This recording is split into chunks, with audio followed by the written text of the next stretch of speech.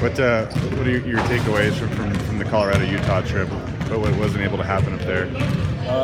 My takeaways would probably be defensive mishaps again. Just the little things.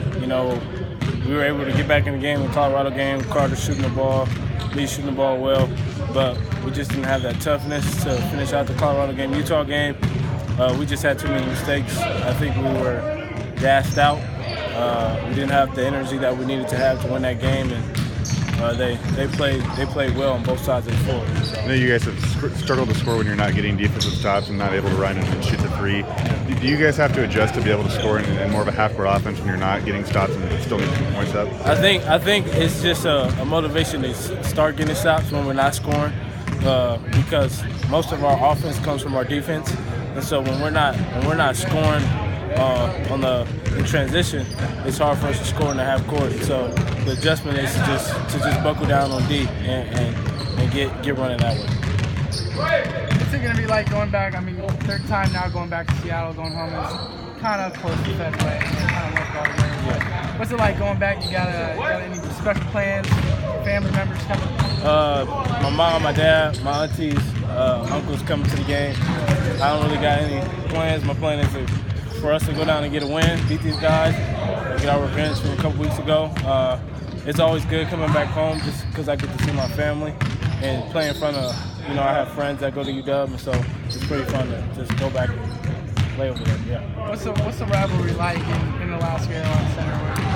It's intense. It's loud. It's fun. It's everything you expect a rivalry to be. We don't like each other. They don't like us. We don't like them. And both teams want to win bad. And everybody puts, you can lose every game in the season, but the rivalry game is the one you want. And so we got to get our payback from them. Last time, it felt like you were winning the whole game and lost just in the last seconds, basically.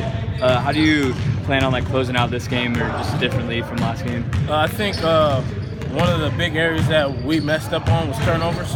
Had 23 turnovers in the game, and it gave them so many transition buckets. Also, they had so many drives to the rim. They shot 73% from the field in the second half, and they only shot 2 threes. So we got to cut down the drives, and then make sure we block out, so we can get in transition, because we're in control of the whole game. We just turned the ball over, and we couldn't stop them on defense. You talk about how emotional this game is. How do you keep those emotions in check, or do you just trying to kind of play with those emotions? Or I think they come out during the game, just because you want to win so bad.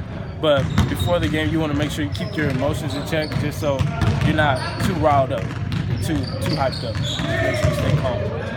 Do you think it's, for the Seattle area guys, do you think it's different when you come back for a second or third time than it was the first time when you were excited and jittery to kind of go back for the first time? Do you handle it a little better now? Yeah, I think once you go back multiple times, you kind of you know what to expect. You know what's going to happen. You know what's going on. And so, when your first time, everything's all new to you. It's just you want to see everything. You want to see the arena. You want to see the names up on the banners and all that. So I think it's just an adjustment you got to make, and it's a learning curve. So yeah. What's your favorite part about Dirk's game? He's got a lot of different aspects and sides to it. What's one of the things that you like about it? I think my favorite aspect of this game would probably be his leadership, is one, and then two would be his just one ball distribution. Just he wants to get everybody involved. He wants to make sure everybody scores. He doesn't care about his numbers. He cares about everybody else scoring, and he does whatever it takes for us to win. And he just tries to be the best leader he can.